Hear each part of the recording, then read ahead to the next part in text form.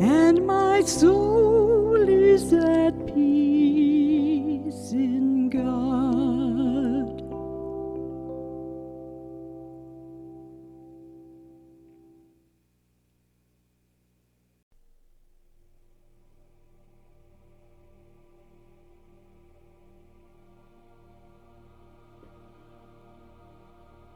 I open my mind to the presence of God.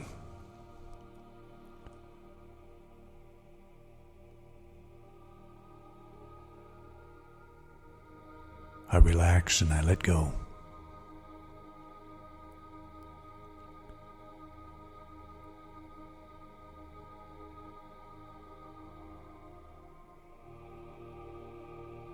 I release all fear.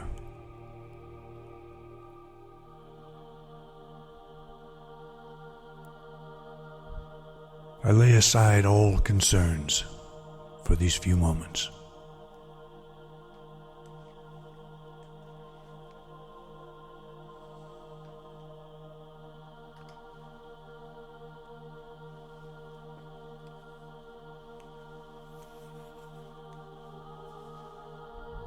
I turn my attention to that inner presence, that center of peace and power.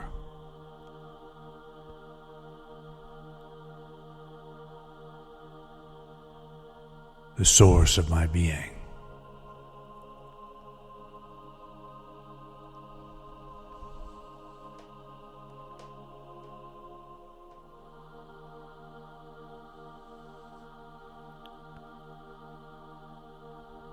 I let go in perfect trust.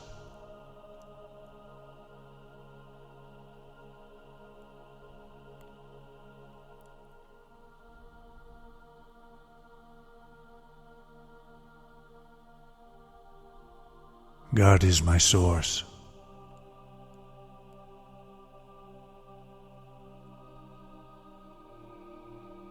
God is my protection.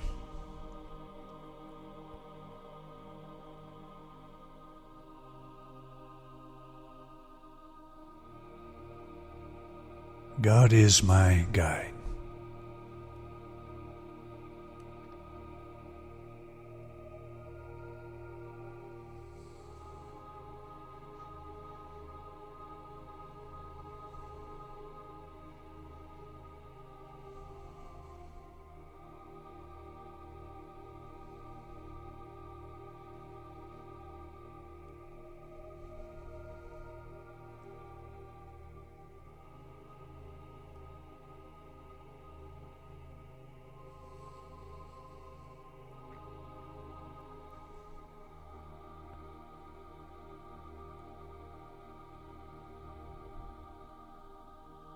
God's perfect peace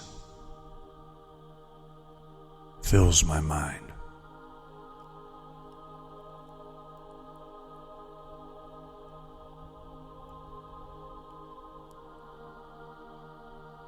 For a few moments of quiet,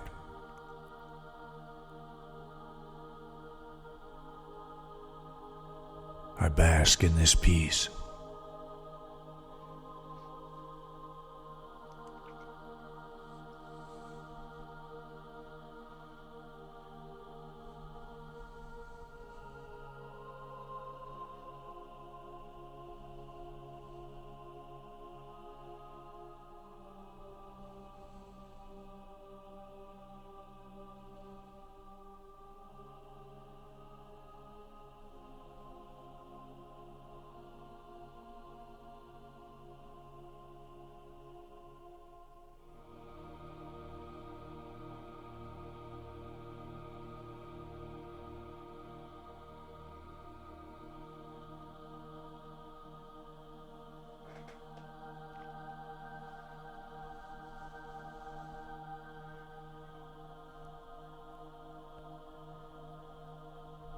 I begin now to come from this time of quiet. I am open and receptive to the peace of spirit that unfolds through me now.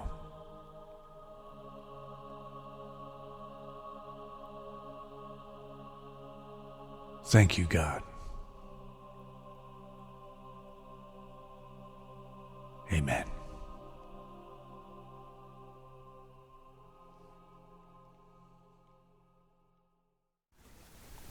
Hello, friends, and welcome again to Independent Unity's virtual church service, broadcast from our home to yours.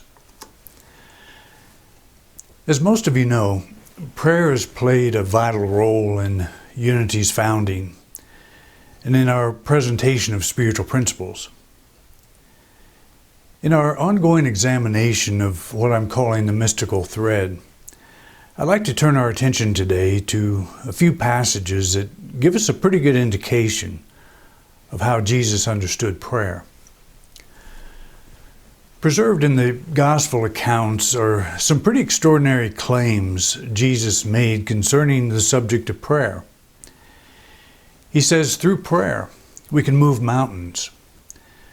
And while we don't necessarily want to take this statement literally, we do want to pay attention to the fact that his understanding of prayer involved principles that could make a positive difference in the daily life of the people he was speaking to, and of course to you and me. An important characteristic of the mystical thread is that it consists of principles that the average person can put into practice. So we always want to look beyond the religious embellishments imposed by the early writers and seek to draw out the spiritual principles that Jesus was conveying to his listener.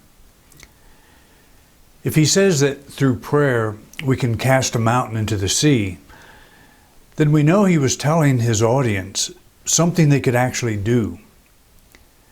We know he wasn't talking about mountains per se. He was saying that prayer, as he taught it, was an effective tool for dealing with life's challenges. He was very transparent about the secret of his demonstrations. He acknowledges as the source of power the limitless spiritual resource he calls his Father. He stakes no exclusive claim on this source, but encourages his listeners to know their Father as well. He said, "Pray to your Father who is in secret." He also said, and I'll paraphrase here, "If you believe what I say about going directly to your own spiritual source, you will do the same kinds of things I do, and even greater things." This would be like Rembrandt's first teacher, Jacob van Swanenburg, saying, "If you adopt the basic methods of painting that I'm teaching you, you will do the works that I do and even greater works, because I'm giving you the principles employed by the masters." Today, all the world knows Rembrandt, but relatively few have ever heard of his first teacher. As I pointed out, the gospel writers intentionally portray Jesus as a larger-than-life figure, one that was set apart from the rest of us. Unless we understand the evangelical mission of these authors, this depiction can present a confusing obstacle, as it places Jesus in a class all by himself. The modern metaphysician has done the same thing, but in a slightly different way. Jesus is presented as a soul so advanced that we have little hope of expressing at that level. The German theologian Meister Eckhart made it pretty clear that he didn't find these types of characterizations of Jesus as helpful. Now, one authority says, God became man, and through that, all the human race has been ennobled and honored. We may all rejoice over this, that Christ our brother has, through his own power, gone up above all the choirs of angels and sits at the right hand of the Father. This authority is said well, but really I'm not much concerned about this. How would it help me if I had a brother who was rich, if I still remain poor? How would it help me if I had a brother who was a wise man if I still remained a fool? Eckhart, a country priest who spoke weekly to a congregation of average people, was a master at discerning the mystical thread and presenting it in a way that people could actually use. The church authorities were devoted to maintaining great distance between Jesus and the everyday man and woman, so they condemned Eckhart as a heretic. It's an old story, church authority versus mystical insight. We have to take care, even in our New Thought depiction of Jesus as wayshower, that we don't continue to repeat this same mistake. Whether we brand him as Eckhart's one who has gone up above all the choirs of angels to sit at the right hand of the Father, or we see him as one who is so spiritually advanced that it would take the average person many lifetimes to come close to this level of enlightenment, the chances are good that we're putting him and the true value of his teachings beyond our reach, an example we can never hope to achieve. On one occasion, Matthew even gives the impression that Jesus spoke in parables to intentionally confuse the intellectual elites, the religious professionals. But why would he do this? What teacher would intentionally confuse those who stood to benefit from the message they've devoted their lives to passing on? Every spiritual teacher knows that the principles they teach must be intuitively rather than intellectually grasped. The use of the parable was intended to convey a deeper truth. Matthew actually makes this point a little later in that same chapter, when he paraphrases a passage from the Psalms. All this Jesus said to the crowds in parables. Indeed, he said nothing to them without a parable. This was to fulfill what was spoken by the prophet. I will open my mouth in parables. I will utter what has been hidden since the foundation of the world. Yes, we study and even memorize spiritual concepts, but these are like an unplanted seed that we carry about in the pouch of our mind. They bear little or no fruit in our life. Spiritual principles do not become a living part of our consciousness until we know their truth at the intuitive level. And again, this is like the yeast incorporated into the flour and water. It was for this reason that Emily Cady advised her readers with this statement. If you want to make rapid progress and growth towards spiritual understanding, stop reading many books. They only give someone's opinion about truth, or a sort of history of the author's experience in seeking truth. What you want is revelation of truth in your own soul, and that will never come through reading many books. She's saying the time comes when you have to stop reading the cookbook and actually start baking the bread. Though a given principle that Jesus was trying to impart may not have been immediately grasped by his audience, we should assume that he knew it was within their ability to understand. I think he made it clear that anyone who was willing to put aside their preconceived notions, to become as a child who so easily embraces possibilities that might confound the adult, could grasp and put into practice the ideas that he taught. In other words, I think it's safe to assume that he was giving instruction as one human being to another, imparting information that could be utilized by the average listener. In my thinking, any teaching attributed to Jesus carries value only to the extent that he was addressing human problems with remedies that could be implemented by people like you and me. His message was extraordinary in the sense that he spoke of a great power that is accessible to all. And yet, even today, it's almost completely missed by the vast majority of people. The reason that it's missed is because it isn't understood. It isn't understood because it cannot be empirically observed or embodied in language or formulas that can be passed from one mind to another. In our culture, this is how we've been trained to learn.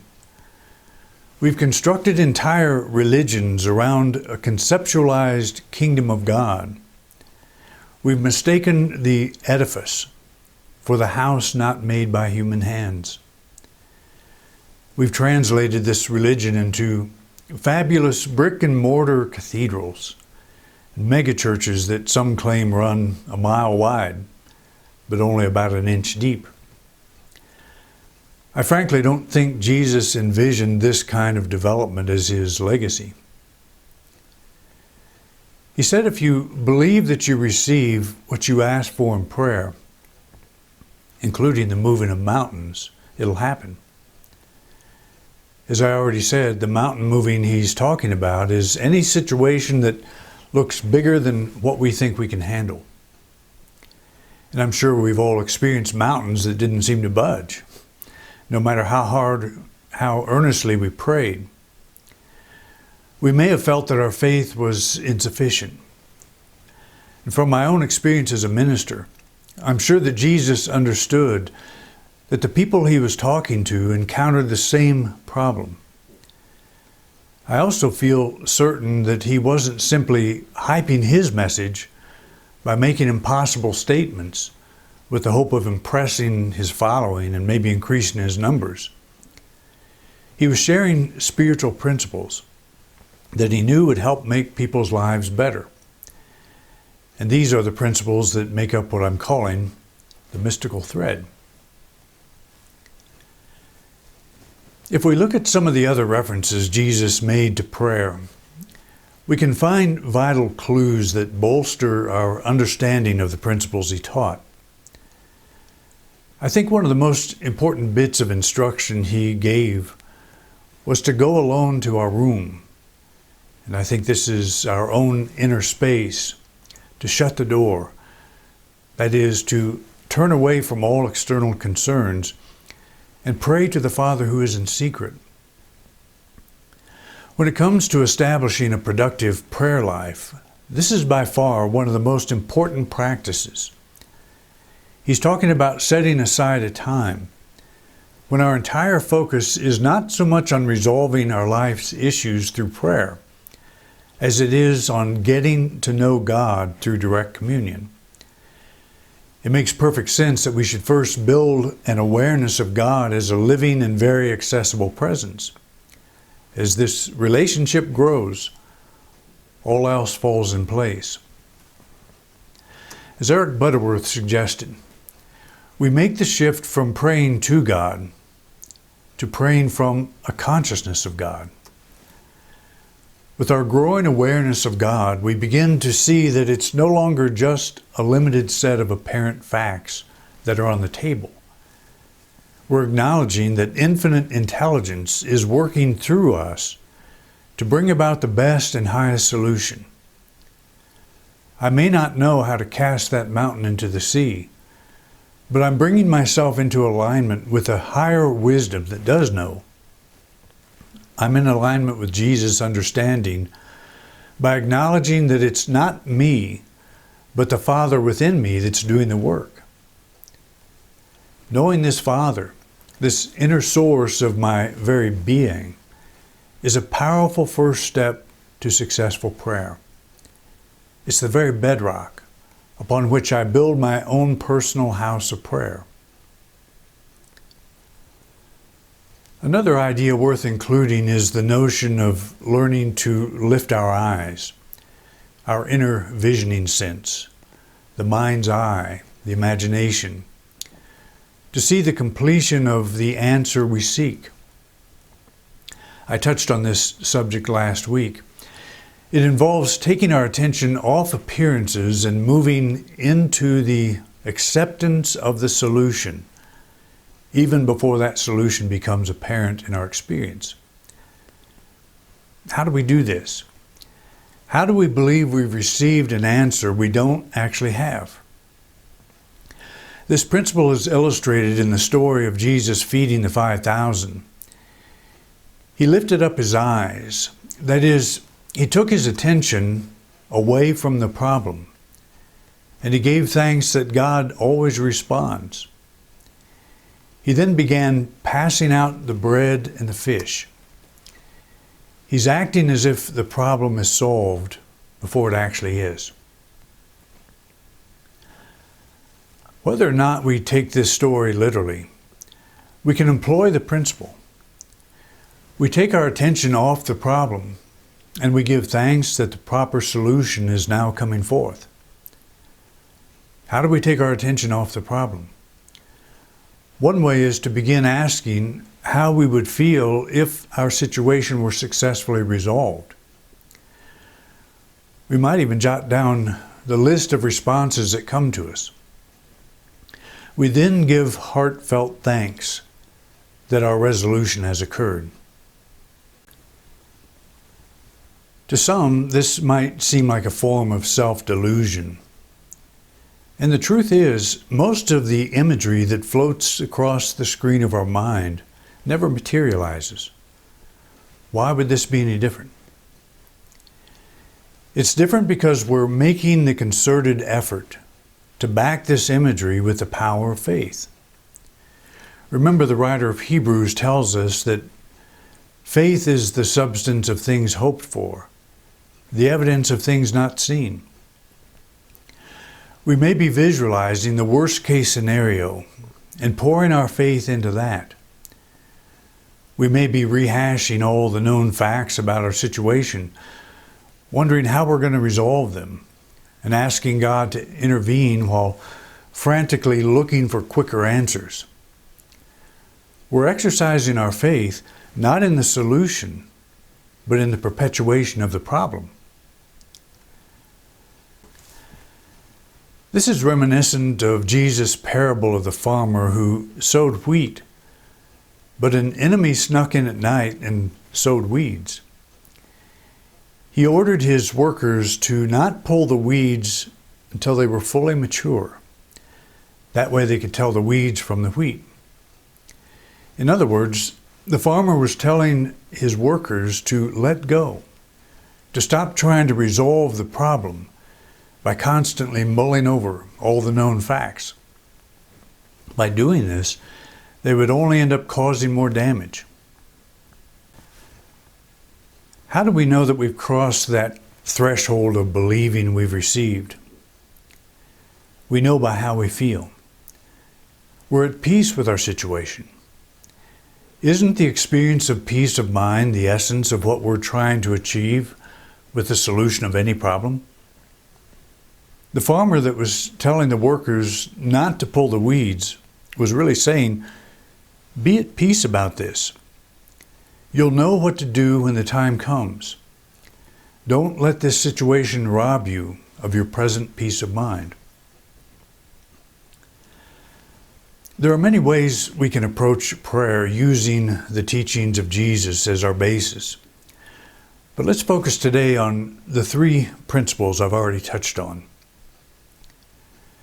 We first establish conscious union with God as our source of power. I'm basing this on the saying of Jesus. But when you pray, go into your room and shut the door and pray to your Father who is in secret. And your Father who sees in secret will reward you.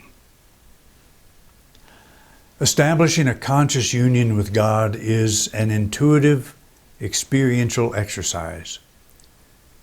As Paul wrote, that they should seek God in the hope that they might feel after Him. Yet He is not far from each one of us.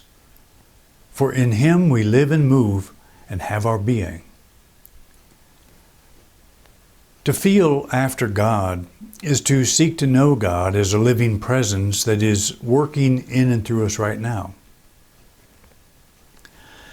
The second principle is this: we take our attention off the problem and turn it to the solution. I'm basing this principle on another saying from Jesus.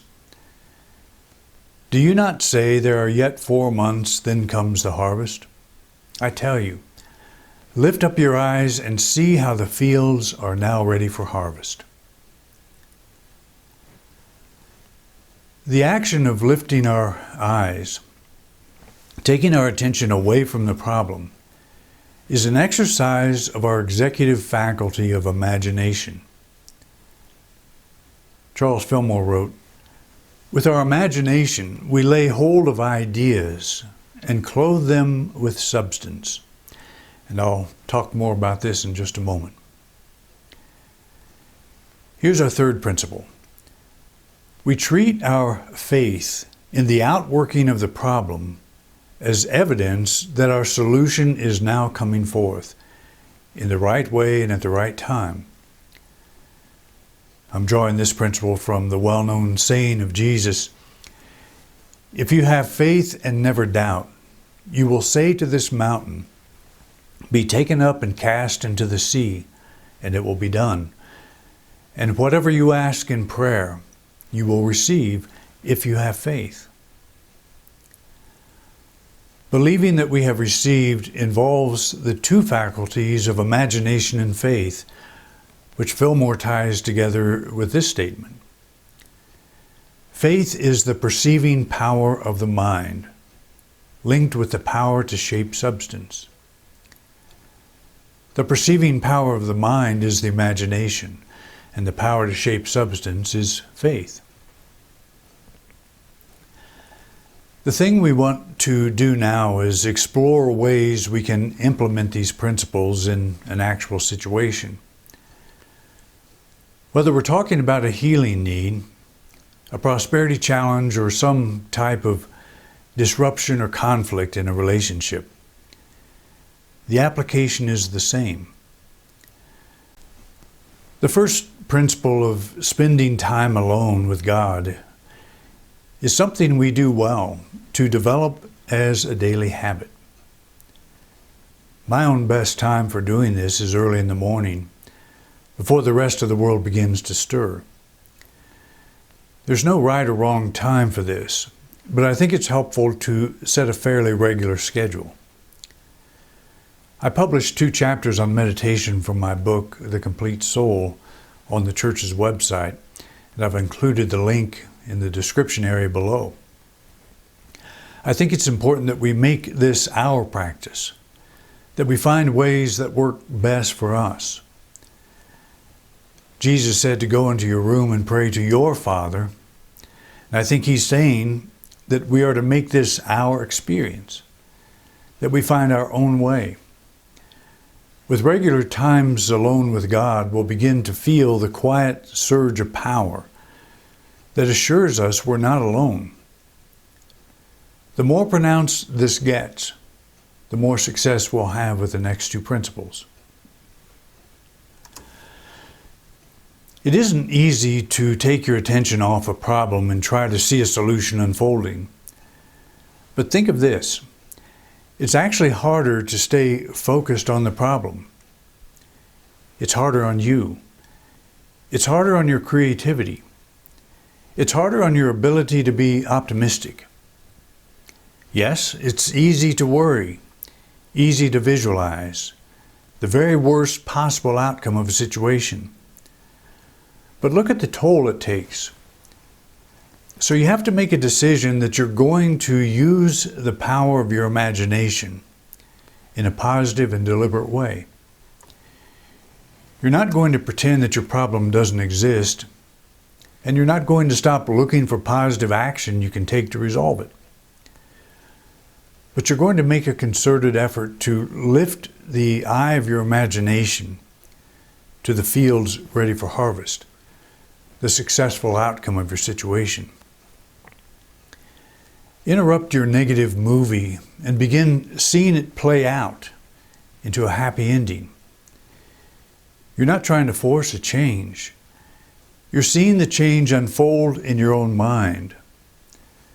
So you're now ready to move into the third principle of believing this change is real and it's yours now. Whatever form your mountain has taken, think of Jesus' call to have faith and never doubt. You're moving past this challenge. You're declaring it cast into the sea.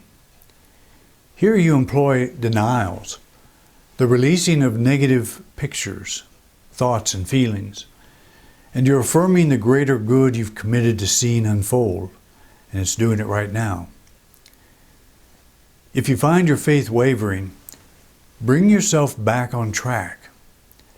This is your life. It's your mind. It's your world. And you want your experience of each day to be the very best it can be. Thank you for watching, friends.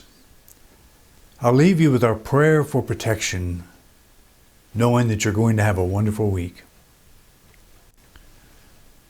The light of God surrounds us. The love of God enfolds us. The power of God protects us. The presence of God watches over us. Wherever we are, God is, and all is well.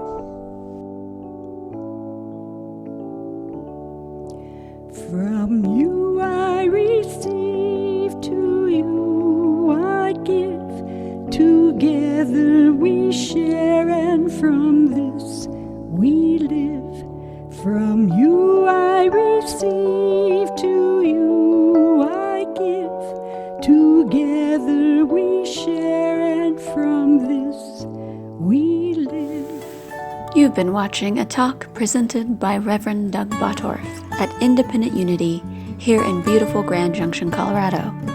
We would like to thank everyone who joined us here today, as well as those of you who joined us online. Thank you so much for watching. If you like this video, please like and subscribe to our channel, and be sure to share it with those you think who might benefit from this message. If this brought value to your life, please consider donating to us on PayPal. Thanks again for watching.